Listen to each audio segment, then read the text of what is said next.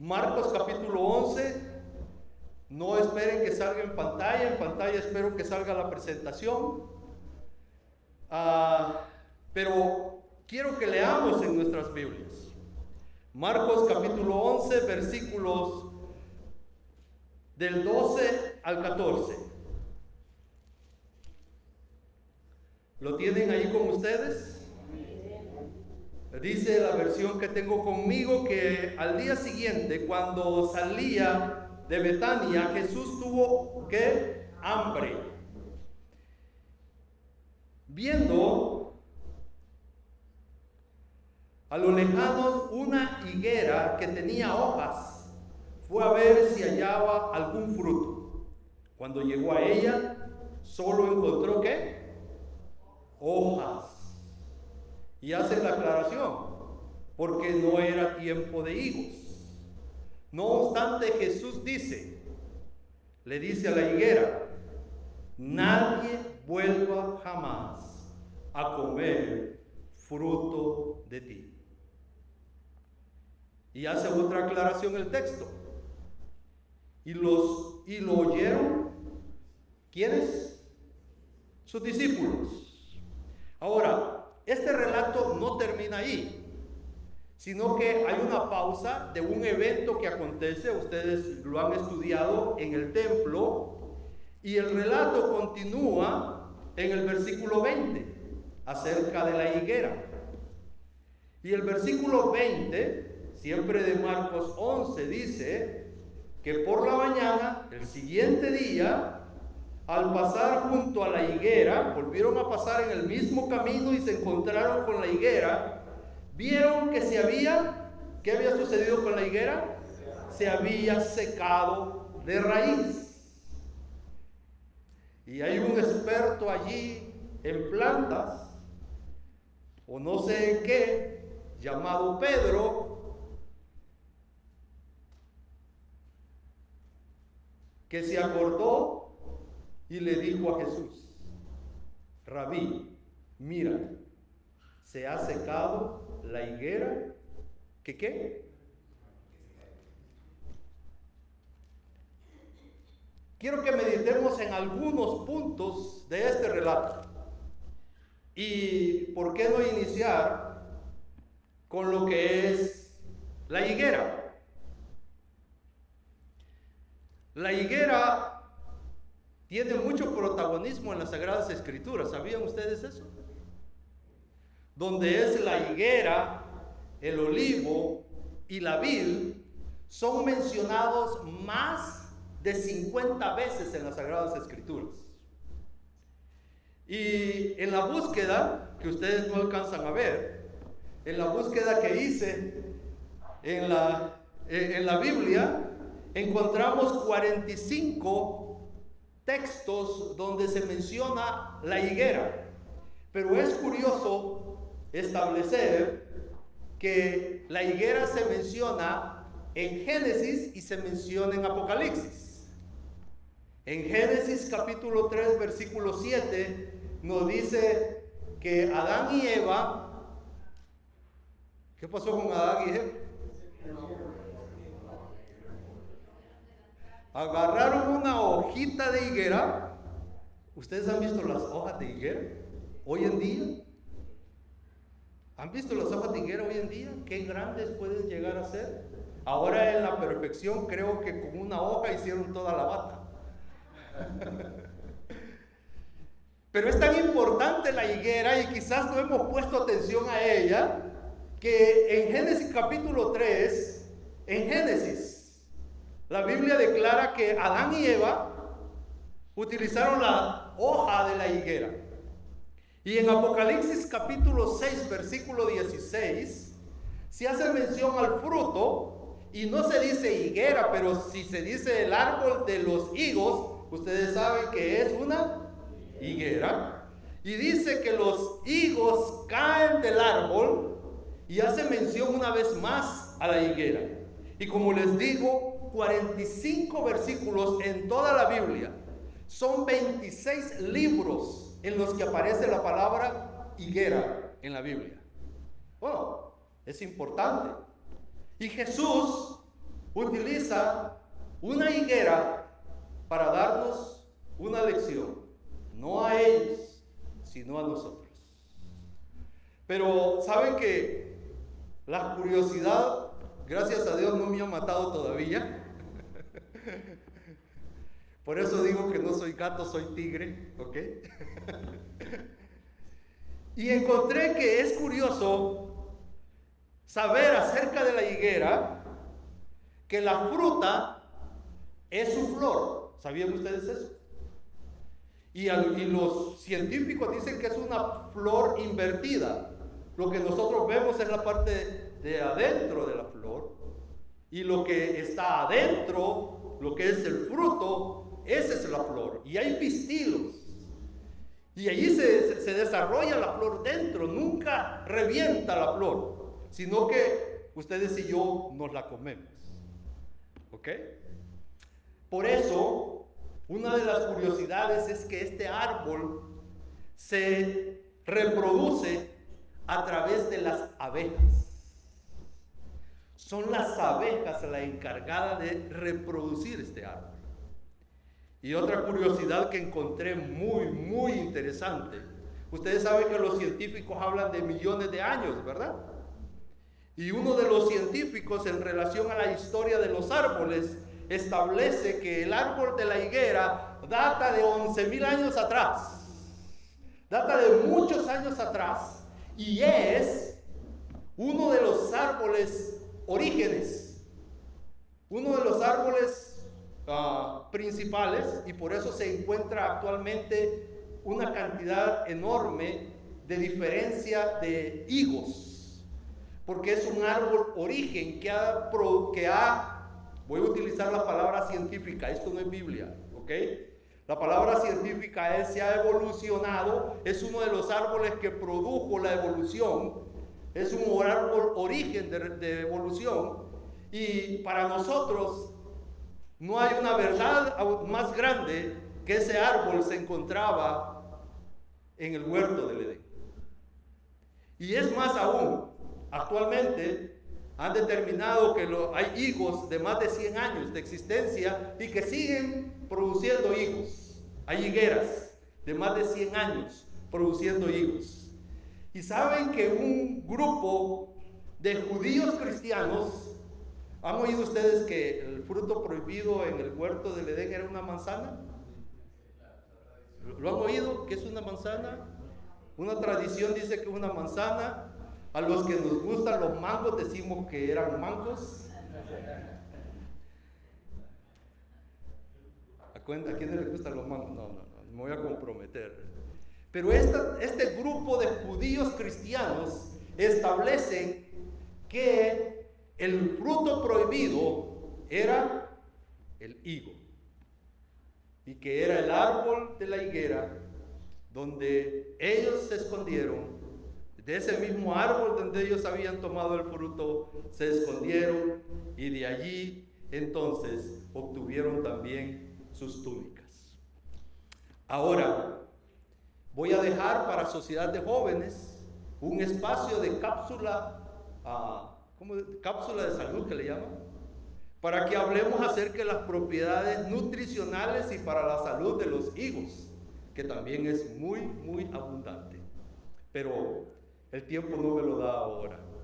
Solo le quiero decir con una aclaración, es que el fruto del bien y del mal, del conocimiento del bien y del mal, sabemos que es un fruto especial de Dios para nuestras vidas, que lamentablemente nosotros no hicimos el uso correcto de ellos.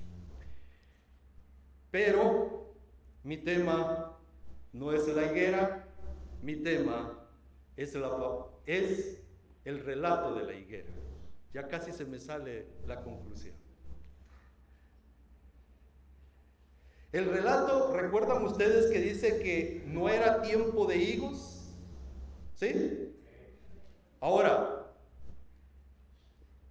no era tiempo de higos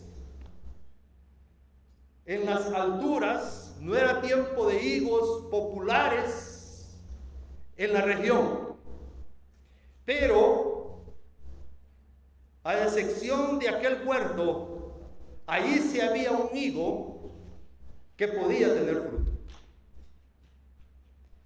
E investigando acerca de ello, encontré que Jesús determinó que habían frutos allí porque la higuera primero produce hojas y luego el fruto. Porque para que estén buenos los higos tienen que estar en sombra. ¿Ok? Así que la higuera tiene que producir hojas y entonces produce el fruto. Y el relato nos dice que la higuera tenía abundantes hojas. Por lo tanto, en aquel huerto es posible que existiera higos en la higuera. Pero su apariencia era, ustedes lo saben y lo hemos aprendido, era engañosa. No era sino un follaje engañoso. Y no sé hasta dónde decir Jesús fue engañado, porque ustedes saben que no fue así. Por lo tanto, ¿por qué el relato de la higuera seca? Voy a otro punto muy delicado. ¿Lo que Jesús pronunció fue una maldición o una profecía?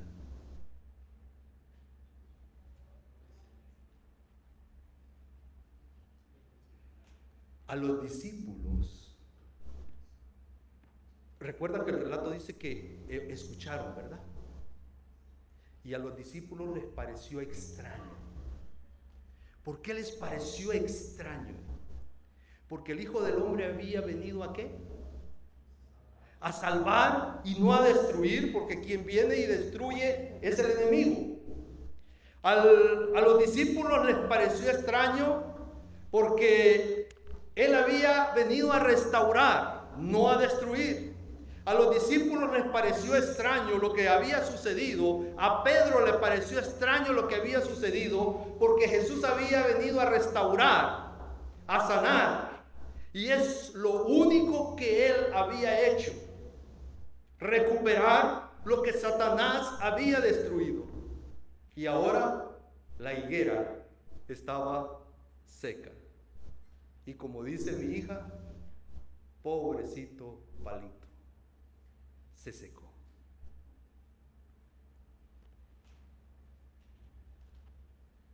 ¿Saben?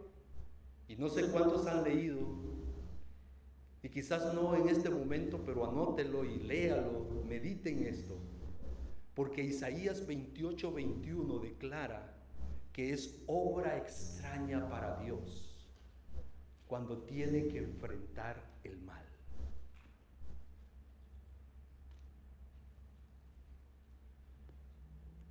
Ya llego allí, solo anótelo. La higuera, por lo tanto, es una parábola viviente. Ese relato es una parábola viviente.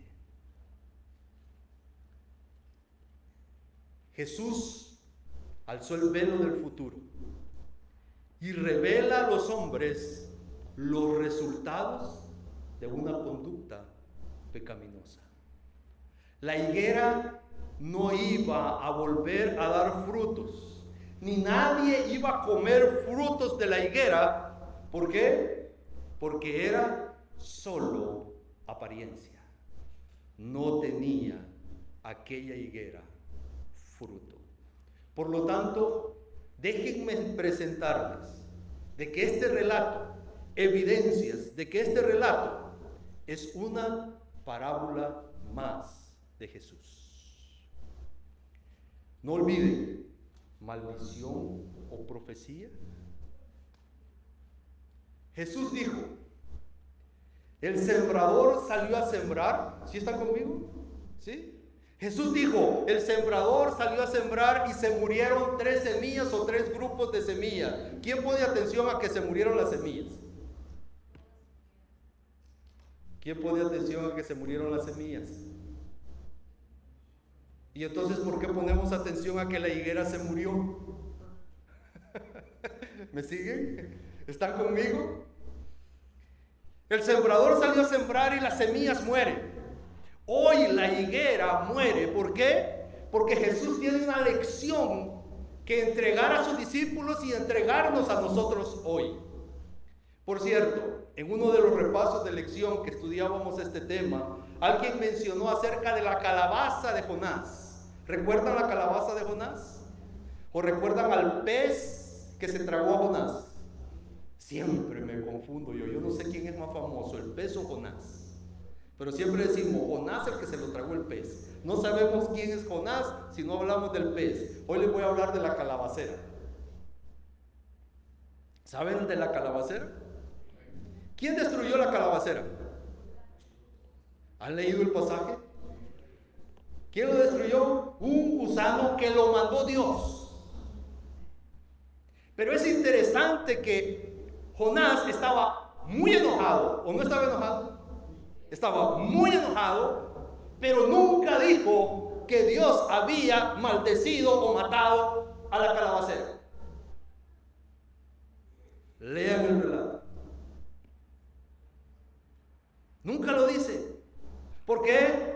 Porque Jonás sabía que era un Dios de misericordia, perdonador, y que le iba a perdonar y les estaba perdonando todos los pecados a los ninivitas. ¿Y cómo es posible que un Dios de amor mate una calabacera? Y Jesús mismo le dice, Jonás, yo no soy ese que maldigo. Una parábola. O vayamos mejor a la interpretación de maldición o profecía.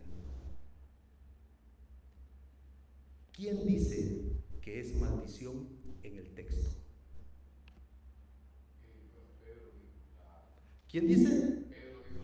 Jesús dijo, te maldigo. ¿Quién dice? ¿Están todos conmigo que Jesús nos maldice? Porque de una fuente no puede salir agua salada y agua dulce. Oh, estoy equivocado yo. Después que me regañe el pastor, ¿ok? Después, pastor, ahorita termino mi idea. Pero de agua dulce no puede salir, de una fuente no puede salir agua dulce y agua salada. Jesús hace una declaración y Pedro interpreta. ¿Qué dijo Pedro?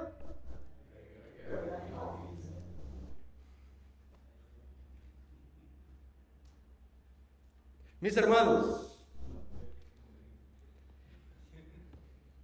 Jesús dijo, no quedará piedra sobre piedra. ¿Estaba maldiciendo el templo?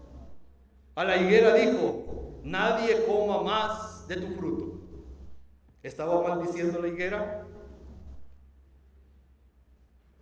Esto es delicado e importante para mí, que conozco a un Dios de amor que me perdona y que ha hecho grandes cosas conmigo. Por eso es delicado. Y les digo que cuando ustedes y yo leemos en las Sagradas Escrituras que Dios maldijo la tierra, cuando ustedes y yo leo que encontramos que maldijo la higuera, cuando tú y yo encontramos que Dios se enoja, cuando tú y yo encontramos que Dios se arrepiente, cuando tú y yo leemos en las Sagradas Escrituras por profetas de Dios que Dios odia, porque así se ha traducido, así se ha entendido, no perdamos de vista que es una expresión humana, una forma de querer explicar humanamente un actuar, un hecho de un Dios de amor que tiene un dolor profundo al ver lo que tú y yo estamos enfrentando por causa del pecado. Dios desea el bien por sobre todas las cosas para ti y para mí. Por lo tanto, las expresiones que nosotros encontramos no solo es el hecho de querer explicar un sentimiento de un Dios de amor que le duele,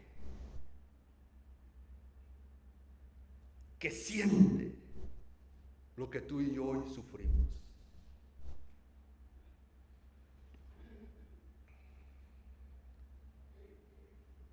Jesús le dolió que el templo se destruyera, porque al fin y al cabo, Él había dado la instrucción para que se construyera un templo. Lastimosamente, se había hecho cueva de ladrones. La higuera es una parábola de Jesús. La higuera, según Jeremías 24, es bien visto que representa a Israel. Y con la higuera Jesús estaba manifestando la suerte de Israel. La higuera era una parábola llevada a los hechos.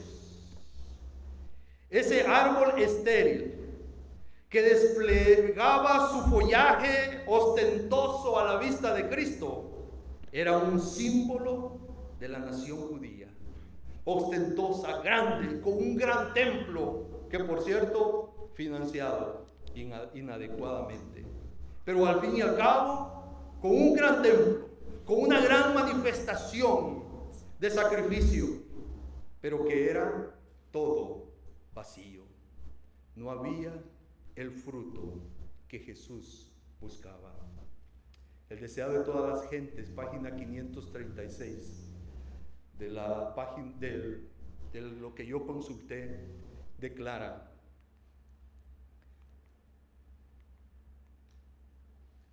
Jesús había acudido a la higuera.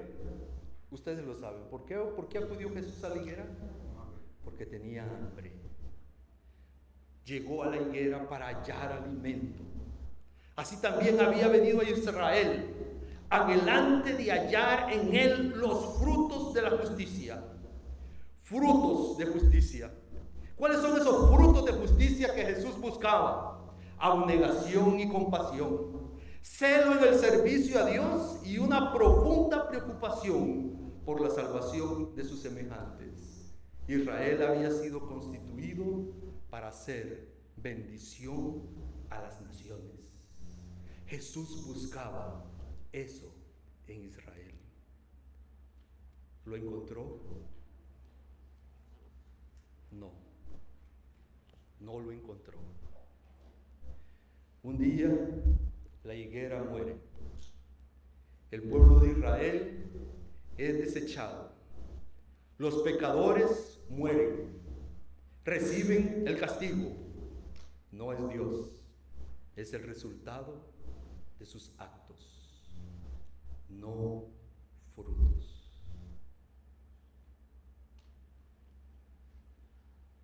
Pero mi tema no puede terminar aquí, porque hay una parábola que nos habla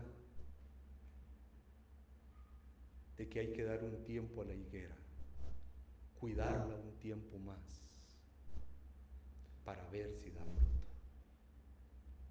Y Jesús pensó en sus discípulos, pensó en ustedes y en mí. Y yo no sé por qué hemos dejado la parábola de la higuera en ese versículo, porque la parábola de la higuera no termina allí. La parábola de la higuera termina en los versículos 22 al 25. Mira tu Biblia, mira el relato. La higuera, el relato de la higuera no termina en el versículo 21. Allí termina donde Pedro dice un sentir, tratando de explicar el amor de Dios. Pero Jesús le contesta. ¿Qué le contesta a Jesús? Tengan fe en Dios.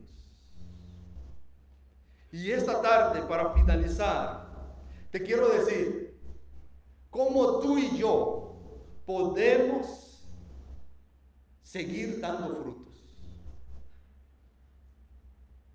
Yo creo que es algo importante, porque cuando venga Jesús y busque los frutos, nos encuentre con frutos. ¿Les parece? ¿O no? ¿No quieren que los encuentre con frutos? ¿No quieren darle un fruto a Jesús?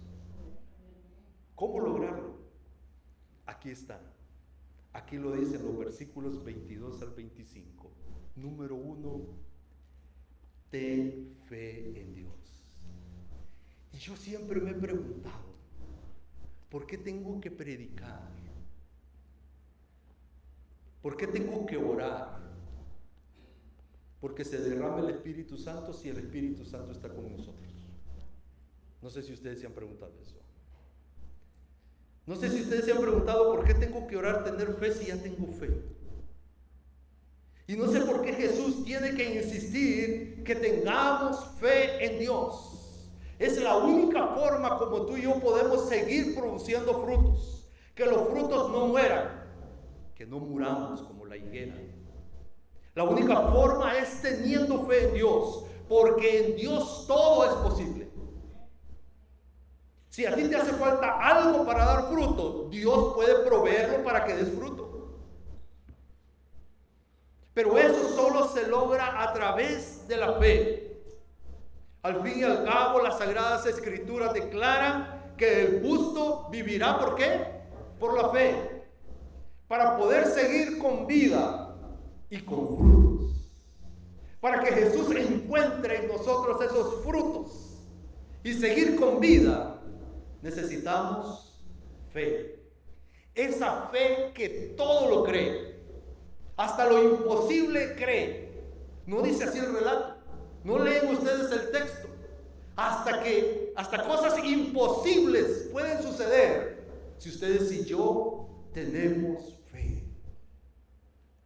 No dejemos de orar e implorar por fe. Saben que por fe muchos han venido aquí a la iglesia, porque hemos tenido fe y hemos tenido una campaña sin tener todavía ningún estudio bíblico y han habido bautizos. Por fe podemos lograr más de lo que nosotros hacemos con esfuerzo humano. Por lo tanto, necesitamos fe para producir el fruto que Jesús busca. Número 2. Yo sé que todos pedimos perdón en oración, ¿sí o no? ¿Sí? ¿Ustedes le piden perdón a Dios en oración? Ok, andamos bien ya. Por eso no nos hemos muerto como la higuera todavía.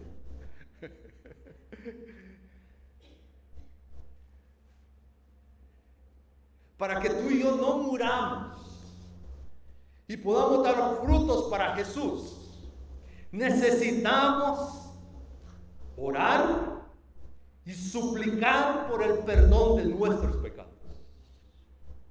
Y es interesante encontrar el tercer elemento, porque el tercer elemento nos invita a perdonar.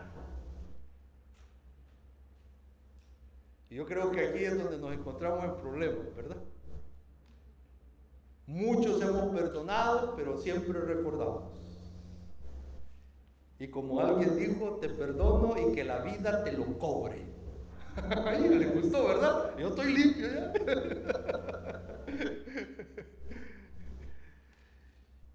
Pero la invitación de Jesús es para que tú puedas dar fruto, para que yo pueda dar fruto, es que necesitamos perdonar. Y hay una parte allí que causa confusión y yo les decía en el repaso de lección a los maestros, les decía, ¿qué sucede primero? ¿Dios nos perdona y nosotros perdonamos o nosotros perdonamos y Dios nos perdona? ¿Qué es primero? ¿El perdón de Dios a mi vida o mi perdón para los demás? Lo primero es el perdón de Dios, porque ustedes y yo somos justificados por fe y entonces producimos fruto, es perdón. Pero sabes que se explica esto muy claramente, porque si tú y yo no hemos perdonado a nuestro hermano, es mentira. No experimentamos, no vivimos, no gozamos el perdón que Dios ya nos dio. Y muchos andamos cuestionando el perdón de Dios a mi vida y me siento pecador y me siento que Dios no me ha perdonado porque yo no soy capaz de perdonar a aquel que me ha hecho algo.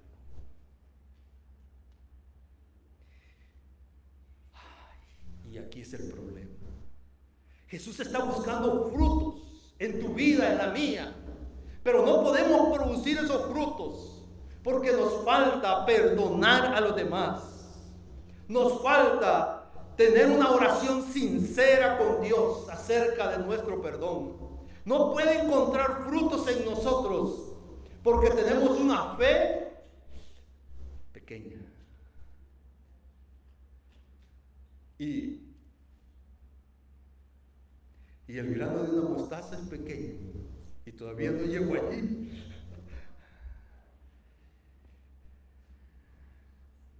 Esta tarde quiero decirte que la higuera murió porque Jesús lo profetizó. Pero hay una buena noticia para ti y para mí. Jesús oró por ti y por mí para ser salvos. Por lo tanto, el tiempo de gracia es hoy para nosotros. La higuera cumplió con su tiempo de gracia.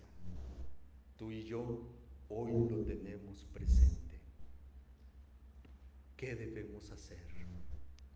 En estos últimos versículos hay un elemento que reúne los tres y es la oración. A través de la oración podemos pedir fe. A través de la oración podemos recibir el perdón de Dios. A través de la oración podemos aprender a perdonar a otros. Y esto último te lo explico con mi experiencia. Yo viví un momento muy feo en mi país. Hubo una persona que me hizo, no saben cuánto daño me hizo. Y tuve la oportunidad, bueno, pasó el problema, pasaron un par de años, lo encontré nuevamente en mi camino, enfrente de mí. Yo iba saliendo de un ascensor y él estaba allí. Y él me extendió la mano para saludarme.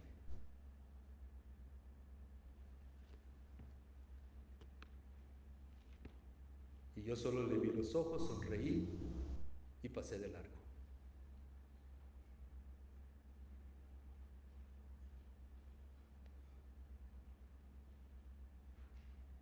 Y ese día comenzó lo peor para mí. 2 años había vivido yo, ya pasó lo que pasó. Pero no, ese día volvió a marcar mi vida. Y ese día, en la noche que llegué a la casa y oré, me sonó el versículo: hay que perdonar para que Dios te perdone.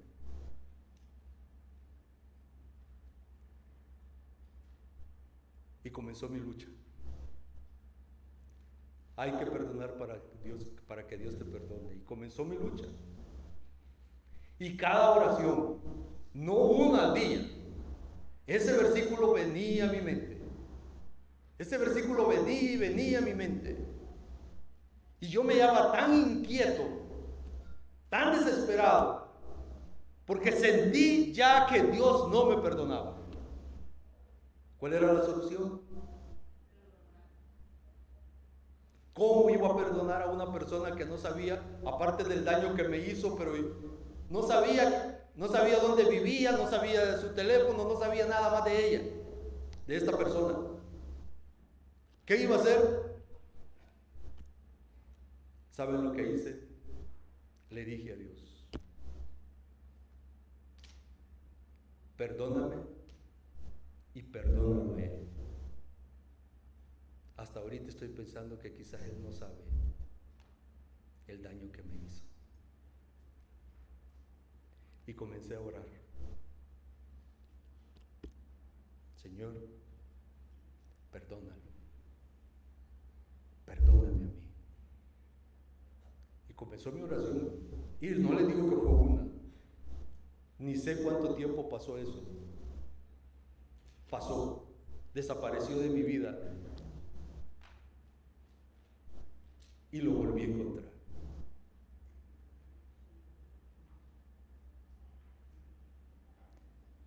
Y extendí mi mano, primero yo, lo saludé, me saludó, me dio un abrazo y me dijo: perdóname.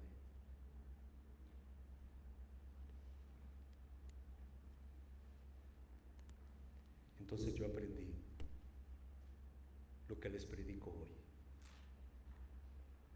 para que podamos experimentar, vivir el perdón de Dios. Como dice el texto, necesitamos perdonar. Y te voy a decir algo más. Muchas veces nosotros no podemos ayudar tranquilamente y disfrutar de ayudar a los demás porque no perdonamos. Increíble, no perdonamos que sea un vicioso, no perdonamos que esté tirado en la calle, no perdonamos.